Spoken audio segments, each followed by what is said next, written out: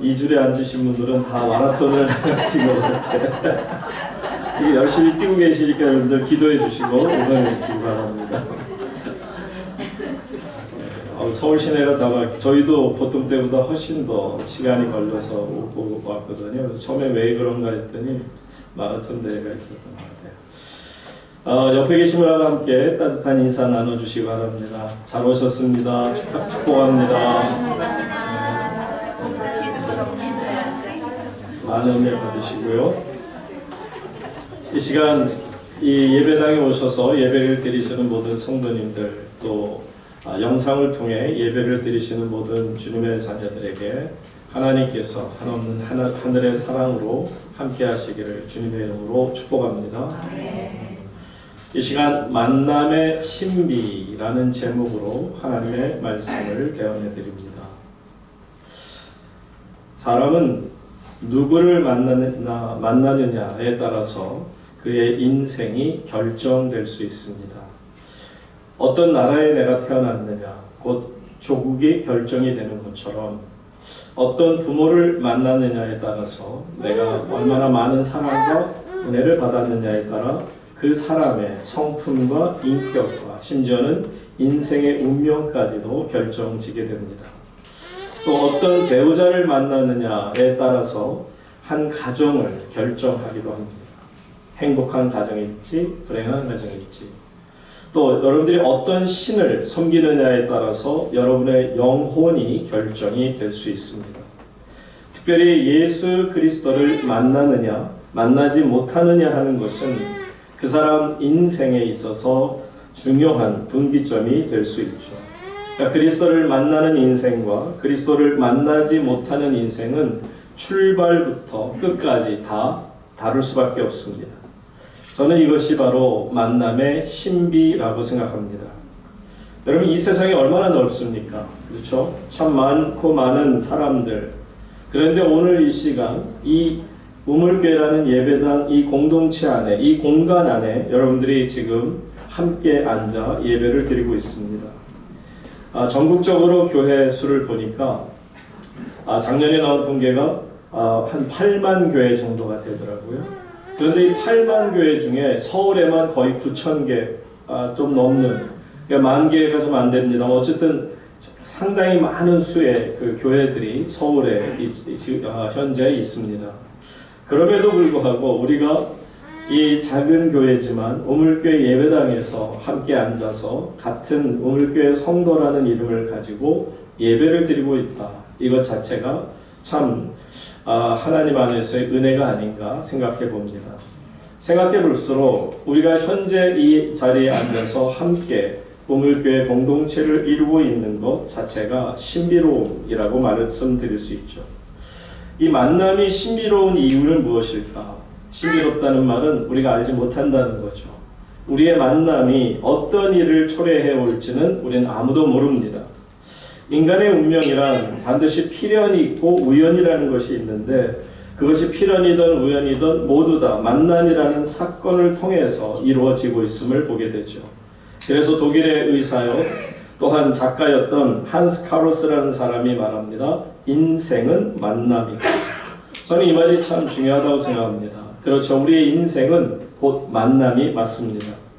우리가 길 가다가 사람을 만날 수도 있고, 차를 타고 가다 만날 수도 있고, 또 직장에서, 또 교회에서, 어쨌든 남과 여가 만날 수 있고요, 또 스승과 제자가 만날 수 있고요, 그리고 형제 간에도 만날 수가 있는 것입니다. 그런데 이 모든 만남을 우리가 통틀어서 두 가지로 구분한다면, 하나는 행복한 만남이 있고 다른 하나는 불행한 만남이 있을 수 있죠. 예를 들어서 행복한 만남이란 정말 만나면 만날수록 내가 행복함을 느낄 수 있는 거죠. 그러나 불행한 만남은 만나면 만날수록 내가 괴로워지는 만남이 있습니다. 그것이 남녀의 관계든 부부의 관계든 어떤 관계든 간에 이처럼 불행한 만남, 행복한 만남이 있겠죠. 제가 한 40년 전에 대방동에 있는 부녀자 보호소에서 사역을 맡았던 것을 전에도 말씀을 드렸습니다만, 그곳에서 제가 한 2년 정도 사역을 섬기고자 할 때 만났던 한 여인이 있습니다. 그 여인은 한 7, 80명 정도 되는 그 부녀자 보호소의 감금되어 있는 그런 여성 중에 한 분이었는데, 이분의 스토리가 너무나도 기구하고 너무나도 가슴 아픈 이야기죠. 이 부녀자 보호소에 감금되어 있는 완전히 감옥소입니다. 그곳에 갇혀 있는 분들 보면 하나하나 왜 이야기가 없겠습니까? 그분들 대부분이 정신질환자이거나 아니면 유랑여성으로서 몸이 다 정말 못쓰게 된 참으로 불쌍한 여인들인데, 제가 이야기를 들었던 이 여인은 지방에서 태어나서 지방에서 자라다가 고등학교까지 올라갔다고 그래요. 그래서 고등학교 1학년 때인가 이제 친구가 자기 찾아와서 마침 자신들이 좋아하는 가수가 시골까지 내려와서 극장에서 공연을 한다 하는 이야기를 듣고, 그래서는 언니 가발까지 훔쳐 쓰고 그 친구와 더불어서 그 극장에 가서 신나게 그 공연을 즐기고 있었죠. 지금 같으면 아무 일도 아니잖아요. 그냥 그들의 삶일 터인데, 안타깝게도 그 극장 현장에서 그 여고생 다니는 학교 학생 주임을 만나 걸리게 됩니다. 그리고 이름까지 적히게 되죠. 그러고 나니까 이 친구가 자기도 겁이 나고 정학이나 퇴학을 받을 수 있다라는 두려움, 부모로부터 받는 질책, 이런 것들이 두렵다 보니까 야, 우리 기차 타고 도망가자. 그래서 청량리로 도망갔다가 결국 청량리에서 나쁜 사람들을 만나 그만 창녀가 되고 만 것이죠.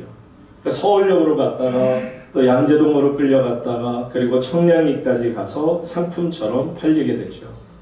그리고서는 결국 못술병에 걸려서 부녀자 보호소에 들어와 제가 그분을 만날 수가 있었던 것인데, 생각해 봅니다. 만약에 그 젊었을 때 그 여인의 친구가 없었더라면, 그 친구와 만나지 않았더라면, 그래서 그 극장에 가지 않았더라면 어쩌면 그 여인도 나이가 저보다 약간 더 많긴 했지만 어쨌든 그 여인도 지금은 할머니가 돼서 손자들의 재롱을 보면서 참 행복한 삶을 살 수도 있었지 않을까 하는 생각을 가져봅니다. 또 반면에 또 제가 그 당시 신학대학 다닐 때 신학교에서 만난 친구 하나는, 이제 그 친구는 어려서 국민학교 때 방학이 되어서 할 일이 없어서 집에서 놀고 있을 때 친구가 자기 손을 끌고 교회로 가자 그럽니다. 여름 성경학교를 가자 해서 갔더니 정말 재밌고 너무 좋았던 거예요.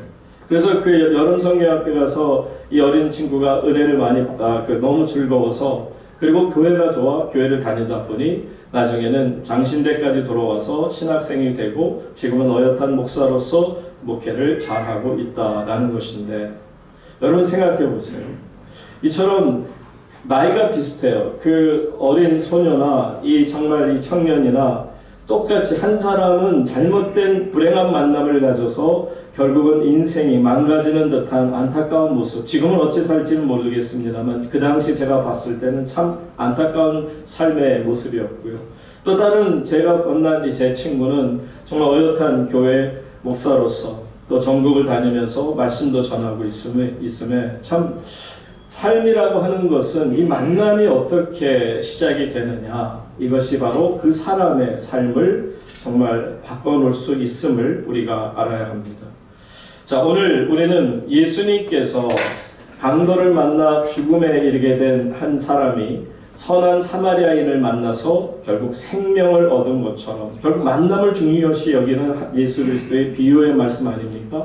그것처럼 오늘 본문에는 그리스도를 만난 사람이 있어요. 그 그리스도를 만남으로 그의 삶이 변화되는 것을 보게 됩니다. 여러분들 여기에서 보시는 것처럼 예수님을 만나느냐 만나지 못하느냐 하는 것이 그 사람 인생의 중요한 분기점이 되는 것을 보죠. 자, 사울이라는 이름을 가진 한 청년이 있었습니다. 그는 예수님을 만났습니다. 사울이 예수님을 만나는 사건이야말로 성령이 강림하신 이후에 지금 2000년 역사 가운데 최고의 사건이라고 해도 과언이 아닐 것입니다. 왜냐하면 그 사울이라는 청년이 예수님을 만나는 이 사건이야말로 물론 사울 개인의 구원의 역사가 나타났지만 중요한 것은 그 이후에 그를 통해서 온 세계에 복음을 전할 수 있었기에, 그래서 예수님과 청년 사울의 만남은 참으로 귀한 만남이 아닐 수 없는 것을 우리가 보게 됩니다. 여러분, 한 사람이 예수를 만남으로 주변 사람들이 변하는 것도 우리가 보잖아요. 지금 사울과 같은 분은 그 한 사람이 예수를 만남으로 전 세계를 변화시키는 놀라운 능력을 입게 되는 것을 봅니다. 이처럼 엄청난 일들이 예수를 만났을 때 일어나는 일들이라는 것을 알게 되죠. 사울은 그랬어요. 마음이 어떤 거냐면 스데반이 죽는 걸 볼 때 잘 죽었다, 저놈 잘 죽었다 라는 생각을 가졌고, 그 죽이는 일에 자신이 동참했던 것을 나는 옳은 일을 했다고 생각합니다.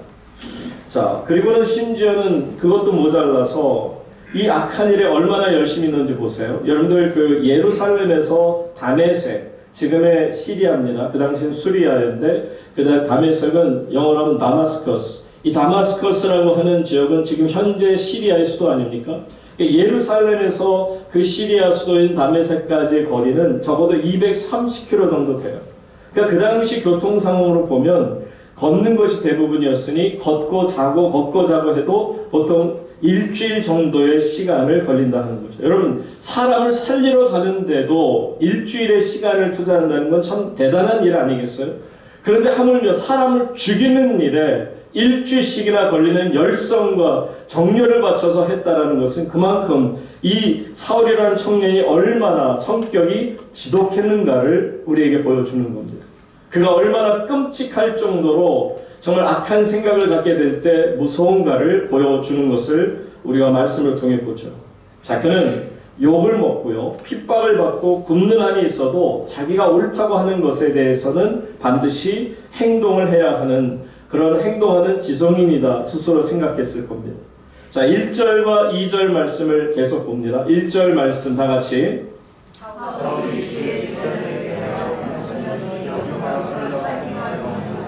대제사장에게 가서 2절 계속.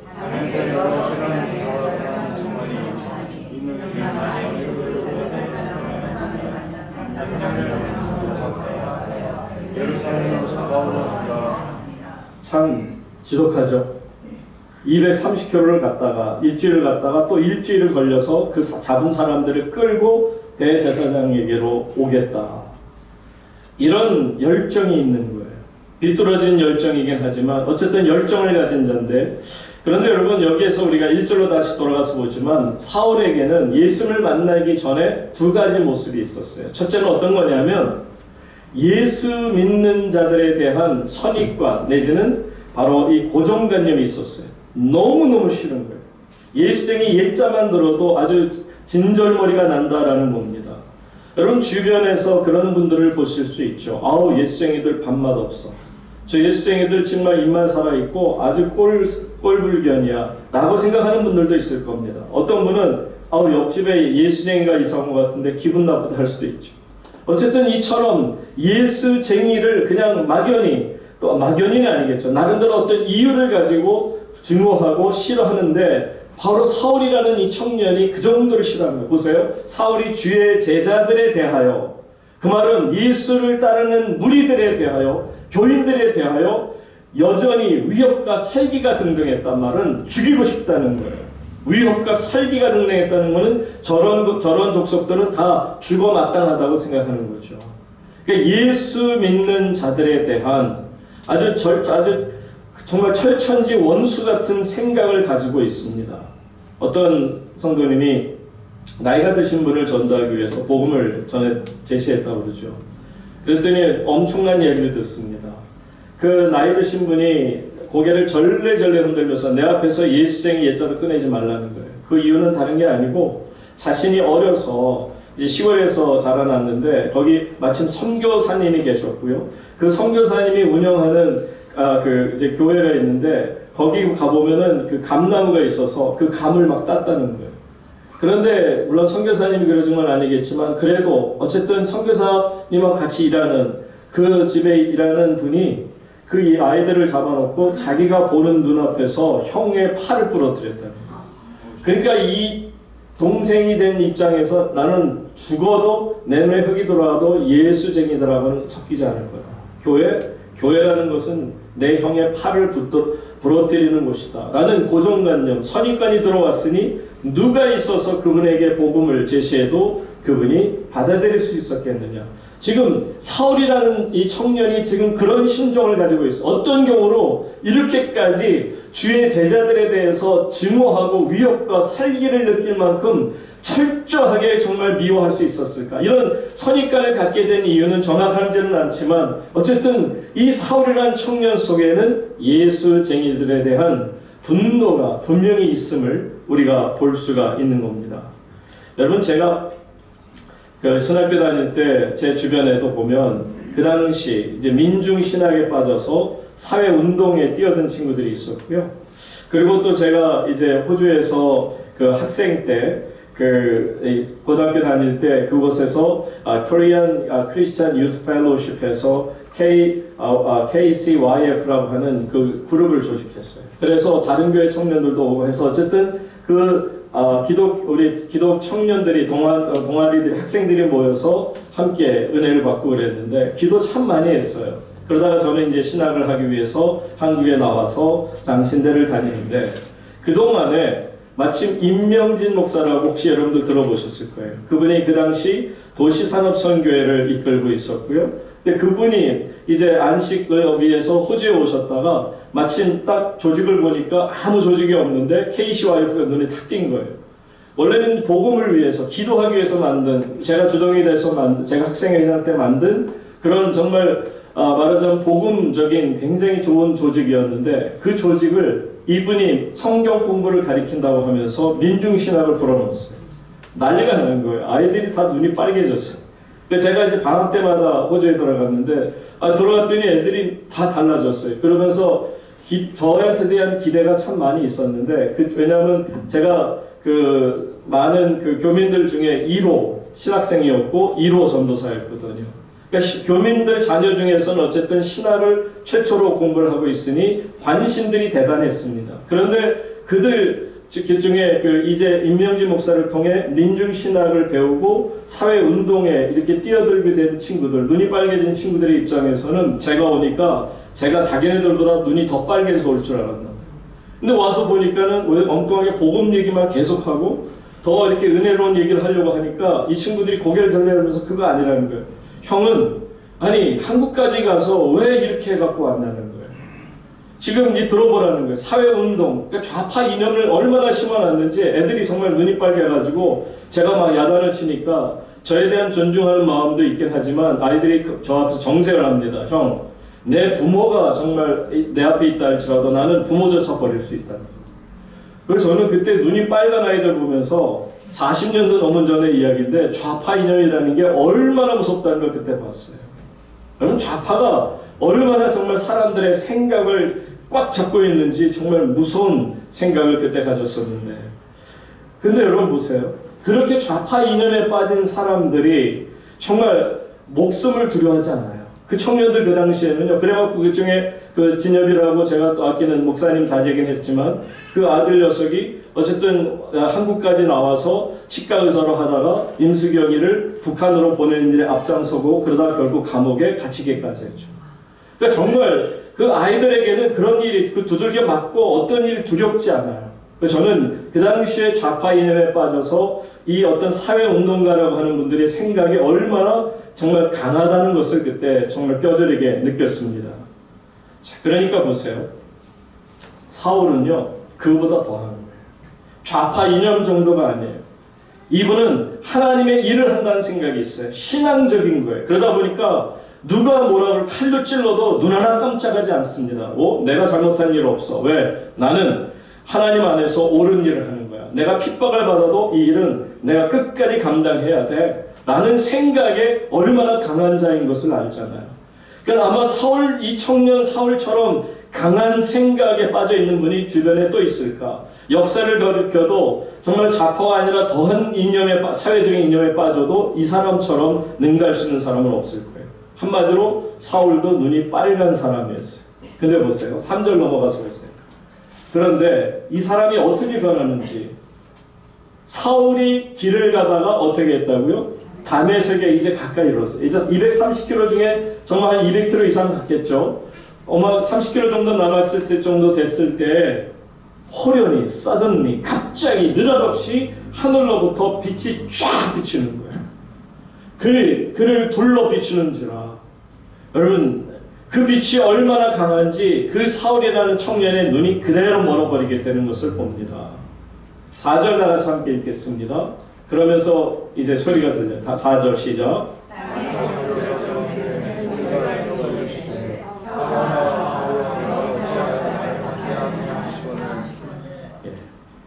그러니까는 빛이 별로 없을 때 한마디로 눈이 확 멀어버리는 순간 그대로 주저앉고 땅에 엎드러지게 됩니다. 땅에 엎드러진 상태에서 귀에 소리가 들리게 되는데 그때 들린 소리가 뭐라고요? 사울아 사울아 두 번 이름을 부르며 네가 어찌하여 나를 박해하느냐 그렇게 물으십니다.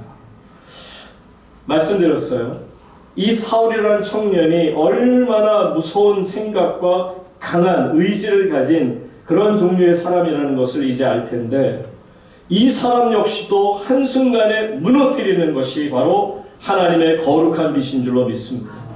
그대로 무릎을 꿇게 만들어요. 그대로 엎어지게 만들어요. 그리고 음성이 들려집니다. 정신을 못 차려요. 그런데 여러분 여기에서 이 사울이라는 청년이 지금 변하고 있는 장면이 놀라운 게 뭐냐면 자 사울아 사울아 네가 어찌하여 나를 박해하느냐 하실 때 다 같이 5절 말씀 한번 보세요. 5절 대답하되 주여 누구시니까. 여기서 지금 사울이라는 청년이 엎드러져서 얼마나 두려움 속에 떨고 말하는지가 바로 이 한 말씀.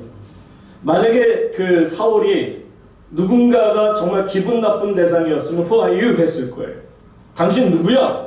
왜 내가 내 눈을 어르게 하고 나를 엎어뜨렸어? 나를 왜 이런 환난과 고통 속에 빠뜨리지? 당신 누구야? 그렇게 얘기했을 거예요. 근데 보세요. Who are you? Lord. Curious. 헬라 말로 curious는 것은 주님을 얘기합니다. 하나님을 뜻하는 거예요.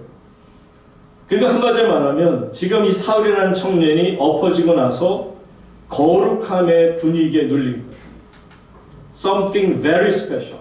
굉장히 특별한 분이 지금 나를 만나고 계시다는 두려움이 있던 거예요. 이게 뭐지? 지금 사울이라는 청년이 흔들리기 시작합니다. 엎어지고 나서 눈이 멀고 나서 너무너무 두려운 거예요. 그런데 그 대상이 지금 자기가 감히 범접할 수 없는 그런 주님이라는 거예요. 당신은 누구십니까? 주님. 주님 누구십니까? 지금 상대방에 대한 너무 두려움과 경외로운 마음을 가지고 떨며 그분에게 물어요. 그랬더니 예수님이 그냥 얘기하세요. I am Jesus whom you are persecuting. I am Jesus. 나는 예수다. 그런데 네가 핍박하는 예수다. 박해하는 예수다. 여러분 예수님께서는 정확하게 말씀을 하셔요. 그럴 때 보세요. 사울의 입장에 여러분이 사울처럼 지금 눈이 멀고 엎어져 있어요. 그런데 자기도 두려워서 주님 당신은 누굽니까? 라고 덜덜 떨고 있을 때 예수님이 말씀하세요. 나는 네가 박해하는 예수야. I'm Jesus. 그 순간에 이 사울의 청년의 마음이 어땠을까요? 이게 뭐지? 내가 진짜 증오했던 그 예수라는 분이 이분이야? 아니 정말 예수라는 분이 주님이 맞아? 살아계신 주님이 맞아? 하는 생각에 두려운 생각이 있었을 것이고요. 그 순간에 드는 생각이 뭐였을까요? 지금 왜 다메섹까지 가고 있어요? 그 예수를 믿는 헛된 자들, 그래서 예수가 하나님이라고 헛되게 소문을 퍼뜨리는 그 자들을 잡아서 예루살렘으로 돌아와야 되는, 그래서 개선장군처럼 의기양양하게 돌아올 것을 생각하고 갔던 이 젊은 사울 청년이 어떻게 해요? 그러면 내가 잡아 죽였고 내 눈앞에 죽었던 스데반이나, 그러면 그분들이 정말 다 이 주님의 제자요 하나님의 자녀란 말인가? 여기에서 아마 큰 혼란이 있었을 거예요. 여러분 저 같아도 정말 엎어져서 바로 자기 자신 앞에 나타난 예수님, 그분의 음성을 들으면서 네가 박해하는 예수다 했을 때 숨이 콱 멎었을 거예요. 아니 내가 이분을 박해했다고? 아니 그럼 이분을 따르는 하나님의 자녀들을 내가 지금 죽이겠다고 멍청한 짓을 한 건가? 라는 것을 생각할 때 자신이 얼마나 엎어진 상태에서 처참했을까를 생각해봐요. 자, 그런데 6절 보세요. 그런데 예수님께서는 이처럼 이것이 바로 저는 성령님의 인도하심인데, 이때부터가 드디어 성령님께서 사울이라는 사람을 이끌어서 바울 사도를 만드는 거죠. 보세요. 너는 일어나 시내로 들어가라. 명령하시는 거예요. 예비하신 길을 보여주시는 거예요. 이제는 누가 인도하세요? 성령님이 인도하는 거예요. 사울 자신이 할 수 있는 게 없어요. 눈이 멀었어요. 30km 정도 되는 거리를 눈이 먼 상태로 도저히 갈 수가 없어요. 그런데 너는 일어나 시내로 가라. 내가 행할 것을 내게 이룰 자가 있느니라. 그를 부축하는 사람도 있고 그와 더불어서 그가 가야 될 목적지까지 가르쳐줘요. 이제 너를 인도하는 사람이 있어서 가다 보면 이제 네가 너에게 이룰 자가 있을 거다. 물론 있죠. 누굽니까? 아나니아죠. 그분도 사실 무명의 한 사람에 불과했음에 이 사울이라는 청년의 머리에 손을 얹고 기도할 때 그 눈에서 비늘 같은 것이 벗겨져 다시 보게 되었더라 라고 말씀하는 것처럼 하나님의 인도하심이에요. 여러분, 여기에서 우리가 아셔야 되는 것은 이게 만남의 신비예요. 예수님을 만나고 나면 놀랍게도 하나님께서는 수많은 사람들을 만나게 하십니다. 수많은 동역자들을 만나게 하십니다. 여러분, 우물교회 성도님들께서 부족한 종 최승일 목사에게 하나님께서 만나게 하신 정말 선한 동역자임을 믿습니다. 여러분에게 제가 또한 좋은 동반자가 되기를 간절히 소망합니다. 이처럼 하나님께서는 우리 안에서 만남이라고 하는 놀라운 신비로움을 경험하게 하시는 것을 보죠. 아나니아라고 하는 분은 눈에 드러나는 분이 아니에요. 그리고 또 그분이 뭐 특별하다는 생각은 없어요. 그럼에도 불구하고 하나님께서 그 앞으로 인도해서 그로 하여금 하나님의 거룩한 길을 가게 한다. 여러분, 이 사울이라는 청년이 성령에 이끌려서 시내로 들어가죠. 다메섹으로 들어갑니다. 그곳에서 아나니아를 만납니다. 그리고 나서 바나바를 만납니다. 그리고 안디옥 교회 수많은 정말 좋은 동역자들을 만납니다. 그리고 그가 온 세계 1차, 2차, 3차 선교행하는 동안에 얼마나 많은 하나님의 동역자들을 만나느냐는 거죠. 여러분, 예수님과의 만남이 시작이 되면 하나님의 백성들과의 만남이 이어지게 될 줄로 믿습니다. 저에게도 그런 역사가 나타났고 여러분에게도 그러한 역사가 앞으로 나타나게 될 줄로 믿습니다.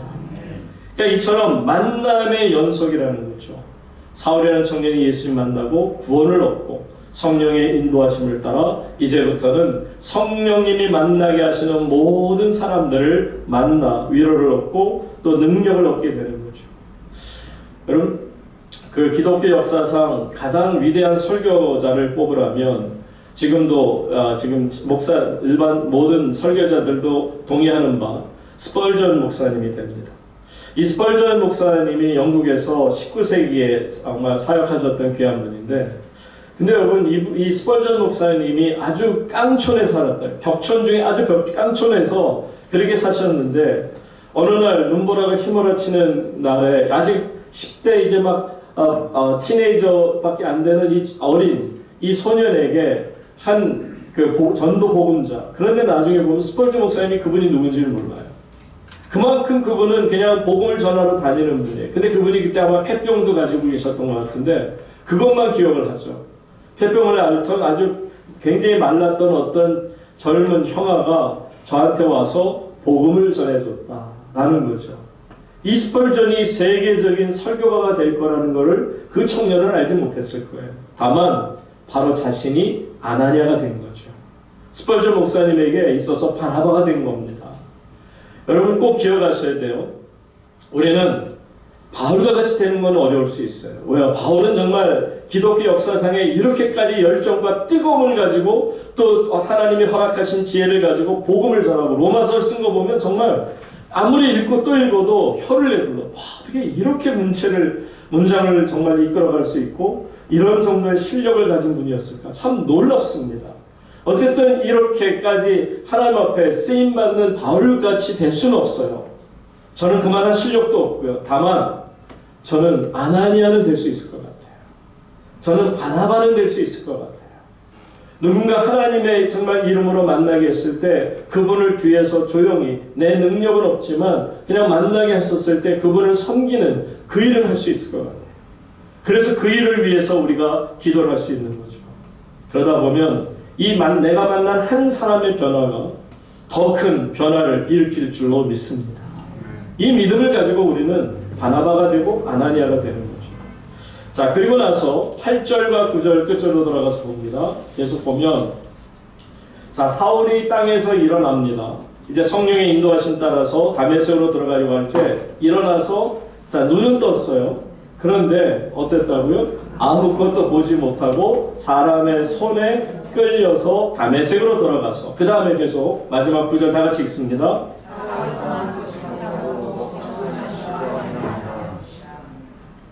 사울이 일어났는데요. 아무것도 안 보여요. 눈이 완전히 멀어버렸어요. 얼마나 빛이 강했던지 눈이 멀어버렸어요. 물론 나중에 이게 육체적인 눈이 아니다 뭐 하는 분도 계시긴 한데 여러분 육체적인 눈이 멀었던 것을 이렇게 말씀합니다. 나중에 이제 이분이 눈을 뜨게 됐지만 이 일로 인해서 후유증은 있는 것 같아요. 왜냐하면 그분이 이 사도 바울이 복음을 전하러 전 세계 다니는 동안에 그를 괴롭혔던 중에 육체의 가시 중에 하나가 안질이었습니다. 눈에서 항상 이렇게 눈물이니까 걸으면서도 굉장히 불편함을 많이 느끼셨다라는 것을 보게 되면 어쨌든 이분이 눈을 이제 멀게 되고 그래서 누군가가 그를 이끌고 다메섹 성 안으로 들어가 아나니아 앞으로 인도하는데 보세요. 뭐라고 그러냐면 그가 3일 동안 어떻게 했다? 보지도 못하고 먹지도 못하고 마시지도 못했다. 여러분 이 지금 사울이라는 청년의 3일과 그 다음에 3일 그러니까 또 생각나는 분이 계시죠? 예수님. 예수님께서 돌무덤에 갇혔을 때의 3일을 기억해 보세요. 돌무덤에 갇혀서 그 캄캄함으로 완전히 빛이 하나도 들어가지 않게 꽉 막아버렸으니 어둠으로 가득 찬 바로 그곳에서 볼 수 없는 거죠. 그 돌무덤 안에서 먹지도 마시지도 못하는 3일을 보내게 되는 것을 보죠. 여러분 또 역시 3일 하니까 또 생각나는 분이 누가 있어요?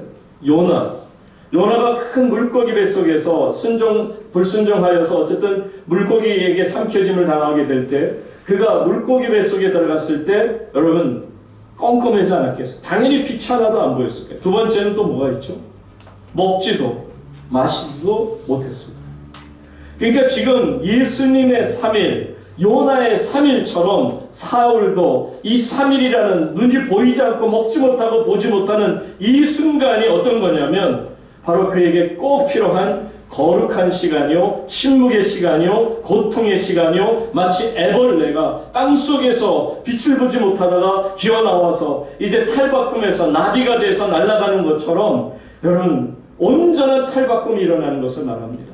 그러니까 하나님께서는 이 사울이라는 청년 말씀드린 것처럼 좌파 이념에 빠진 그 어떤 사람보다도 더 강할 정도로 자기 의가 강한 이 사울이라는 청년을 하나님께서 이처럼 그로 하여금 눈을 멀게 하시고 먹지 못하고 보지 못하게 하는 가운데 그 두려움과 그 괴로움 속에서 결국은 내 자신을 발견하고 하나님이 누구신지 당신이 누구십니까? 주님이 누구신지를 알아가는 시간이 되었다라는 것입니다. 여러분 그렇게 되면 사람은 변하게 돼 있어요. 눈이 변하게 되는 거예요. 그리고 다시 눈을 떴을 때는 이전하고 다를 수밖에 없어요. 전에는 그냥 땅에 좀 살면서 누가 좀 더 오래 살까, 누가 좀 더 잘 먹고 잘 살까, 누가 좀 더 많은 땅을 차지할까, 좋은 정말 명품 브랜드 옷을 입을까 이런 생각에 빠져 살았더라면 이제는 그런 가치관에서 벗어나 하나님의 가치관 속으로 들어가는 거죠. 저는 이것이 거룩한 탈바꿈이라고 생각해요. 지금 사울이라는 이 청년을 거룩한 탈바꿈을 하시고 있는 주님의 놀라운 인도하시는 방법을 보세요.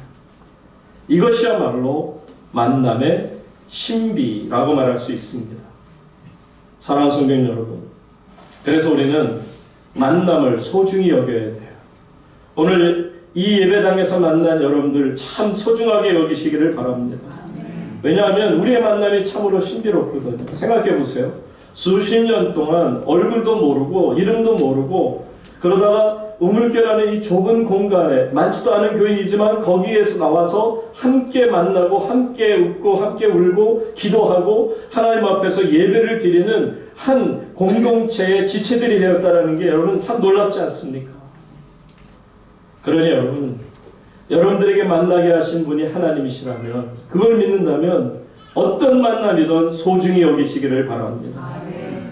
여러분들이 부모와 자녀의 만남이 소중한 것처럼 여러분들이 만나는 모든 스승과 제자의 만남이 소중한 것처럼 여러분 성도들끼리의 만남이 얼마나 소중한가를 꼭 기억하시기 바랍니다.